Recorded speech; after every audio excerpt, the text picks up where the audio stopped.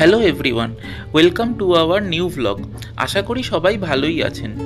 আজ আমরা দেখাবো আমাদের সুইজারল্যান্ডের দ্বিতীয় দিনের ভ্রমণ বৃত্তান্ত। দ্বিতীয় দিন আমরা প্রথমে গেছিলাম গ্রিন্ডেলওয়াল্ডে, যেটা ইন্টারলেকান হয়ে যেতে হয়। আগের দিনই আমরা বলেছি যে আমাদের হোমস্টে ছিল স্টেফিসবার্গ, যেটা থুন এরিয়াতে। আমরা ভোর 7টা নাগাদ আমাদের হোমস্টের নিকটবর্তী স্টেফিসবার্গ বাস স্টপ থেকে বাস ধরে থুন স্টেশনে আসি, আর থুন স্টেশন থেকে আমরা সকাল 8:30 নাগাদ ট্রেন ধরে চলে আসি ইন্টারলেকান। যেহেতু আগেই বলেছি যে আমাদের 6 দিনের সুইস পাস অলরেডি কাটা ছিল, তাই এই ট্রেন বা বাস জার্নির জন্য আমাদের আলাদা করে টিকিট বা টাইম কোনোটাই ইনভেস্ট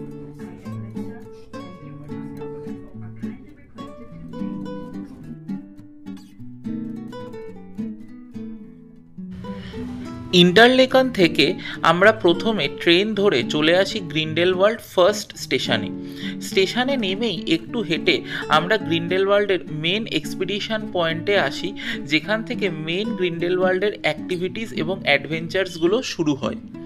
ওখানে এসে আমাদের টিকিট কাটতে হয়েছিল ওপরে যাওয়ার জন্য। শুধুমাত্র রোপওয়ে বা গন্ডোলা রাইড আর পাহাড়ের ওপরের অ্যাডভেঞ্চারগুলোর জন্য আমাদের পার হেড 96 ফ্র্যাঙ্ক করে টিকিটের দাম ছিল। কিন্তু যেহেতু আমাদের সুইস পাস ছিল, তাই আমাদের ওই কস্টটা হয়ে যায় হাফ, মানে 48 ফ্র্যাঙ্ক পার হেড। এছাড়া এখানে বেশ কিছু অ্যাক্টিভিটিস রয়েছে, কিছু ফ্রি এবং কিছু পেইড, যেমন ক্লিফ ওয়াক, সাসপেনশন ব্রিজ বা ভিউ পয়েন্ট দেখা। এগুলো সবই ফ্রি অ্যাক্টিভিটিস, মানে 48 ফ্র্যাঙ্কের প্যাকেজের মধ্যেই ইনক্লুডেড ছিল। এছাড়া এখানে কিছু পেড অ্যাক্টিভিটিসও আছে, যেমন ফার্স্ট ফ্লায়ার, ফার্স্ট গ্লাইডার বা মাউন্টেন বাইক কিংবা ট্রট বাইক, যেগুলো একটু অ্যাডভেঞ্চারাস অ্যাক্টিভিটি এবং এই 48 ফ্র্যাঙ্কের বেসিক টিকিটের মধ্যে ইনক্লুডেড নেই। আর ওইগুলোর জন্য স্পেসিফিক কিছু পয়েন্টসও আছে, যেগুলো তোমাদেরকে গন্ডোলা থেকে নেমে অ্যাক্সেস করতে হবে। যেহেতু ওই দিন ওপরে স্নোফল হচ্ছিল আর আমাদের অতটা ইন্টারেস্টও ছিল না, তাই আমরা এই পেইড অ্যাক্টিভিটিসগুলো অ্যাভেল করিনি এবং এই পেইড অ্যাক্টিভিটিসগুলো বন্ধও ছিল। তাই আমরা 48 ফ্র্যাঙ্কের যে বেসিক প্যাকেজটা সেটাই অ্যাভেল করেছিলাম।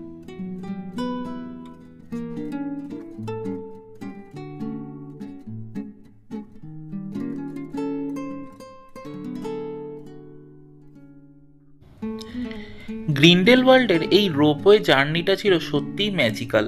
অ্যাকচুয়ালি সুইজারল্যান্ডে যেদিকেই তাকাবেন নেচারের ম্যাজিক দেখতে পাবেন। ঠিক সেরমই এই রোপওয়েটা গ্র্যাজুয়ালি উঠছিল পুরো সবুজের মধ্যে দিয়ে, আর যত উপরে উঠছিলাম মেঘের চাদরে ঢেকে যাচ্ছিল, আর একদম ওপরে ছিল স্নোফল আর বরফের পাহাড়।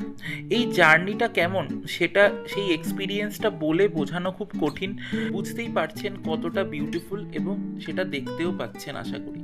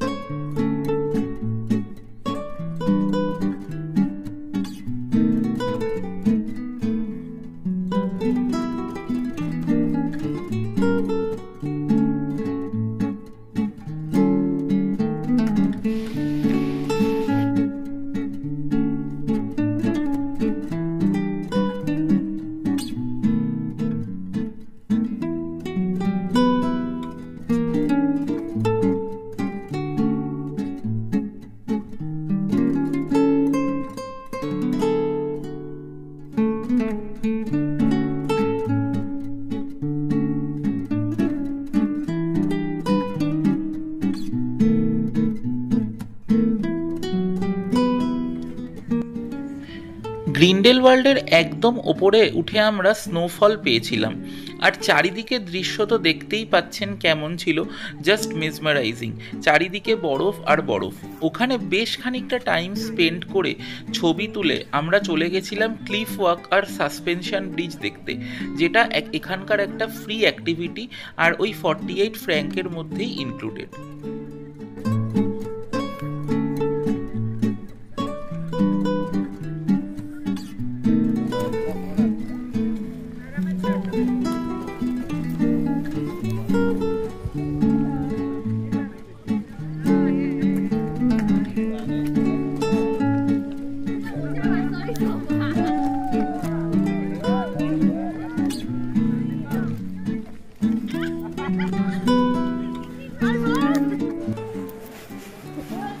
ক্লিফ ওয়াক স্টার্ট হচ্ছে, সাসপেনশন ব্রিজ চরম লাগছে। এই সরু ব্রিজটা দিয়ে আমরা যাব এখন, নিচে পুরো খাদ।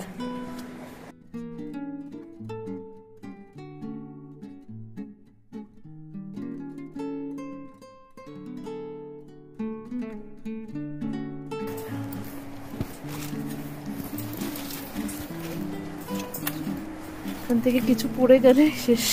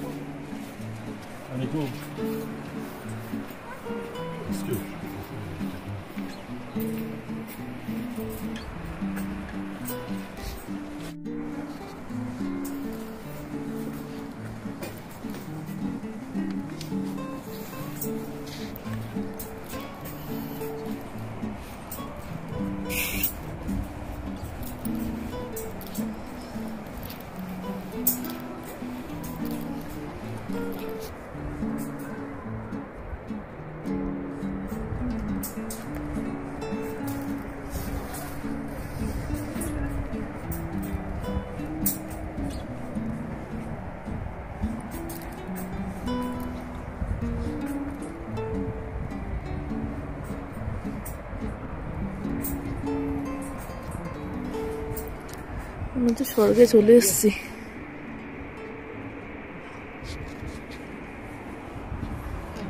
কেমন লাগছে?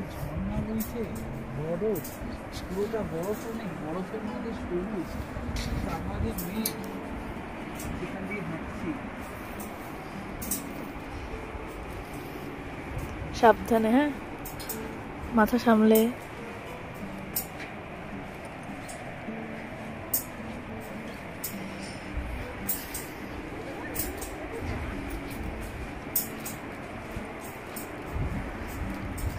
সাথে স্নোফল হচ্ছে।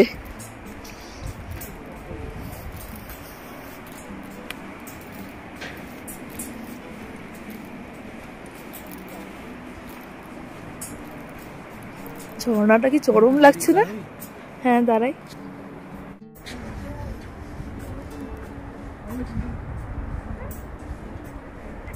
নিচে কিছু নেই। এটা কেমন লাগছে?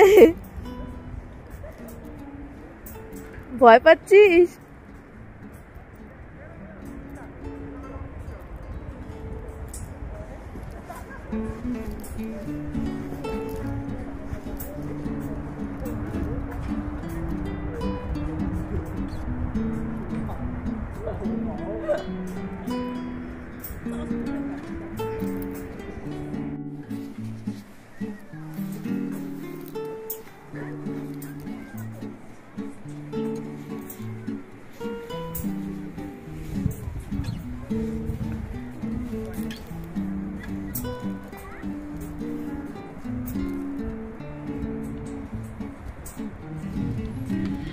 ওই উঁচু বরফের পাহাড়, নিচে খাদ আর ঝর্ণা, আর তার মধ্যে দিয়ে এত সুন্দরভাবে বানানো ক্লিফ ওয়াক আর এই সাসপেনশন ব্রিজ দিয়ে যেতে যেতে মনে হচ্ছিল যেন এ এক অন্য জগৎ।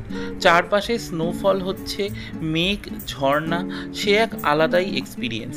আর টেকনোলজির এই অভাবনীয় প্রোগ্রেস দেখলে সত্যিই অবাক হতে হয়।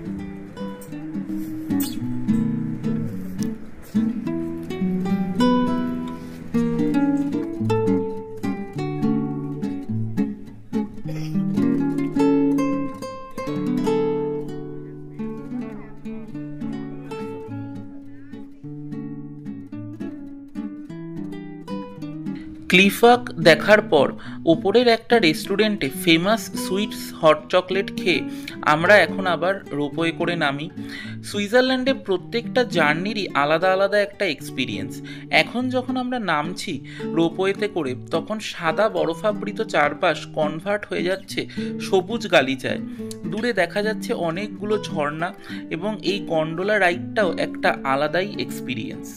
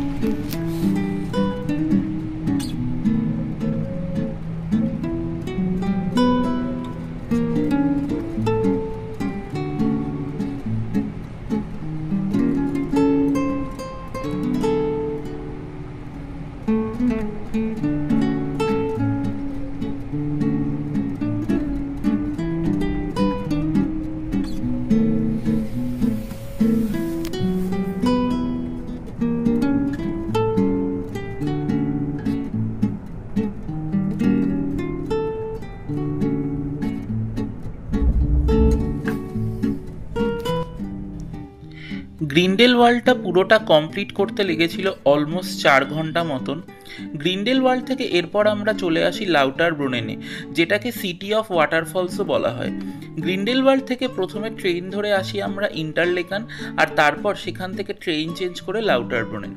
সুইজারল্যান্ডের প্রতিটা ট্রেন জার্নিই এক একটা এক্সপিরিয়েন্স।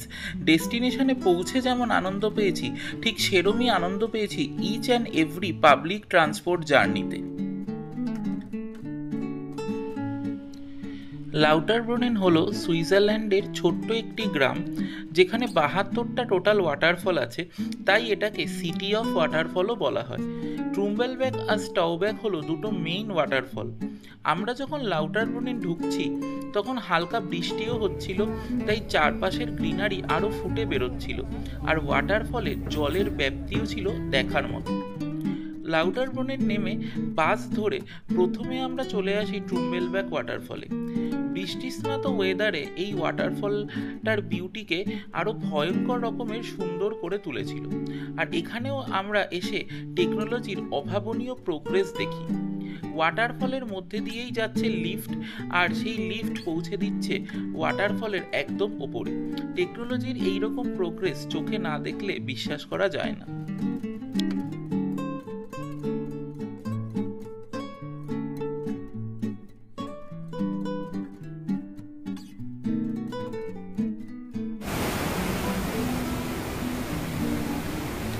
ট্রুম্বেলব্যাকে জলের ফোর্স ছিল মারাত্মক।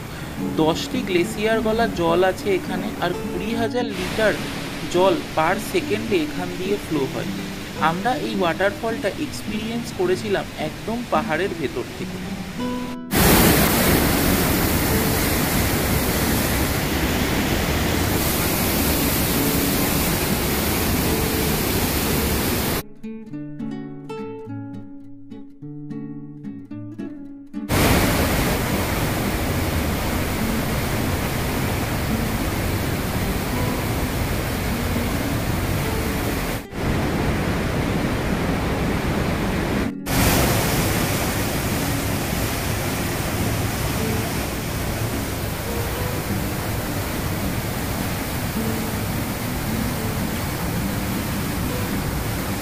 এরপর আমরা চলে আসি স্টাউব্যাক ওয়াটারফল দেখতে।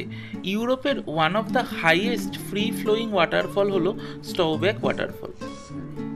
স্টাউব্যাক ওয়াটারফলের উচ্চতা হলো 297 মিটার। এই ওয়াটারফলটাতেও ট্রেক করে একদম ওয়াটারফলের ভিতর পর্যন্ত চলে যাওয়া যায়, কিন্তু ওই সময় সন্ধে হয়ে এসেছিল আর আমাদের সারাদিনের জার্নির টায়ার্ডনেসের জন্য আমরা আর ওপরে উঠিনি। আপনারা চাইলে উঠতে পারেন।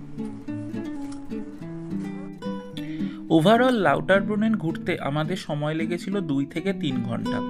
আমরা যেহেতু আমাদের এয়ারবিএনবি থেকে স্যান্ডউইচ বানিয়ে এনেছিলাম আর শুকনো খাবার বা জল সাথে রেখেছিলাম, তাই আমরা চারিদিকের মেসমারাইজিং প্রাকৃতিক সৌন্দর্য দেখতে দেখতে লাঞ্চ আর ব্রেকফাস্টটা ট্রেনেই করেছিলাম। আমাদের এক্সট্রা টাইম স্পেন্ড করতে হয়নি রেস্টুরেন্টে। লাউটারব্রুনেন ঘোরার সাথে সাথেই আমাদের দ্বিতীয় দিনের ট্যুর শেষ হয়। সেখান থেকে ইন্টারলেকান হয়ে আবার আমরা ফিরে আসি আমাদের এয়ারবিএনবিতে এসে ডিনার করে আমরা ঘুমিয়ে পড়ি। আমাদের নেক্সট দিনের ডেস্টিনেশন ছিল জুংফ্রাউজাও, যেটা অ্যাকচুয়ালি টপ অফ ইউরোপ। সেই ভ্রমণ বৃত্তান্ত আসবে এর পরের ভ্লগে। আমাদের এই ভ্লগটি যদি ভালো লেগে থাকে তাহলে ভ্লগটিকে লাইক করবেন, কমেন্ট করে জানাবেন কীরকম ভিডিও দেখতে চান, আর চ্যানেলটাকে সাবস্ক্রাইব করে দেবেন। Happy travelling.